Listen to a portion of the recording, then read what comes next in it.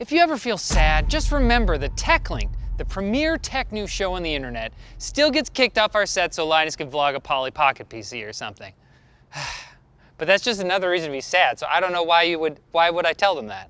The rumors are true. GTA 6 is real. Because of course it is. Just because Rockstar isn't Assassin's Creeding a new game into the world every year doesn't mean they just forgot that people like to see number go up.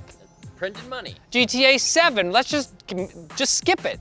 Over the weekend, nearly 100 videos from an early build of the game were leaked onto GTA forums, and the internet being what it is, it didn't take long for the clips to show up on YouTube and other websites. Rockstar has already confirmed that the footage is indeed authentic, and they are, in fact, still developing GTA 6, though of course they were quite miffed that someone hacked into their servers and got their hands on the footage. They would have thought fans of a franchise about career criminals had more respect. Decorum? The hacker is also claiming responsibility for the recent network intrusion that affected Uber, and went on to say he pilfered the game capture after compromising the Slack account of a Rockstar employee. Hard at work, this guy. No breaks. No word yet on when GTA 6 might be released, though rumors indicate that it might be another couple years. They might be able to squeeze out another remaster or re-release in that time. We'll have to see. I want a Sega Genesis version. A U.S. federal appeals court has reinstated a Texas law that would make it illegal for tech companies to moderate content based on political viewpoint, even if that viewpoint entails the belief that it is one's civic duty to reply first on every post with no comments. Or else you're not a citizen. It should be a bipartisan thing. They don't know we're doing Starship Troopers. At issue is whether the First Amendment's free speech protections extend to social media providers that delete, demonetize, or otherwise discriminate against content that the platforms view as misleading, hateful, or spreading misinformation. Supporters of the law view it as a necessary check on the power of large tech companies, while opponents point out it forces social media platforms to host false or dangerous content when they're private entities that qualify for First Amendment protection.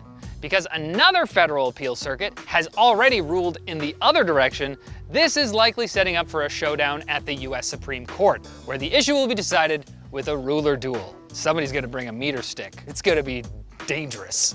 There's a lobbying group that fights for small app developers, but it turns out over half of its funding comes from, I just got attacked by a bee.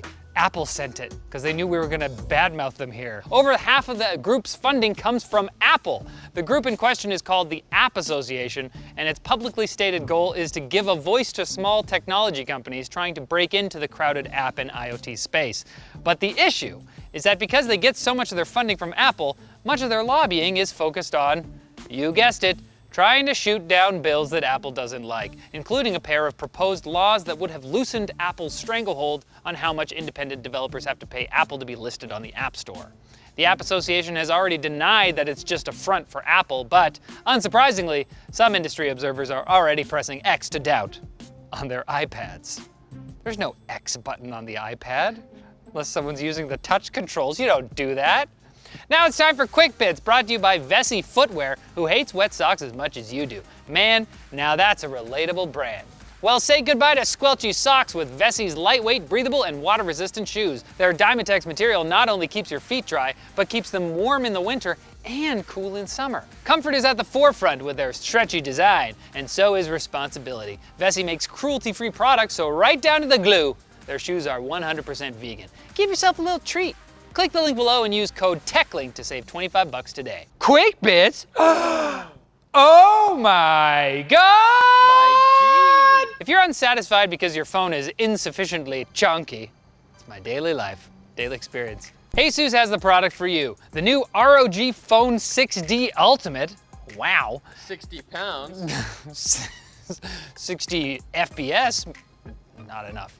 Has what the company calls an aero-active portal, which is designed for use with a bundled cooler. Basically, a fan shoves lots of air through the portal and onto internal cooling fins, kind of like how a desktop CPU air cooler works. Testing indicates that the system does result in a drop of a few degrees Celsius, but really, you can't quantify this kind of cool. But here's a problem more of you probably face, waiting in a long checkout line at the grocery store. Well, Instacart thinks it has a solution, as it's rolling out a system that allows you to scan items at the store as you grab them and pay from the app. They're also releasing a lightweight smart shopping cart that can auto-detect items and check them off your shopping list. They don't want to hire people. We don't like people. You'll have to sign in through Facebook and allow the cart to access your call logs and browsing history, but hey, it could be cool. And location. And location, and your postal code. Cyberpunk 2077 is once again atop the Steam charts, and while a lot of the infamous bugs the game originally shipped with have been addressed, it looks like the actual reason for the recent surge in popularity is the anime spin-off Cyberpunk Edgerunners that's now out on Netflix. That was my name in college. The anime has been well received, which might be because it runs at a consistent frame rate and doesn't regularly depict its characters glitching through cars, but it could also be a good show, I don't know. You may have thought that KiwiFarms had gotten lumberjacked right off of the internet, but it turns out they found another content delivery provider and got hacked. A site admin said that there was a security breach and all users may have had their login credentials and IP addresses compromised. Sorry. Obviously, we don't condone doxing, but it's hard to feel terribly bad for these users getting a little taste of their own medicine. Maybe harassing people is wrong? And Boom Supersonic is pushing ahead with plans for its faster-than-sound airliner, even though basically every major aircraft engine manufacturer is uninterested in working with them. You don't need noise-canceling headphones on those.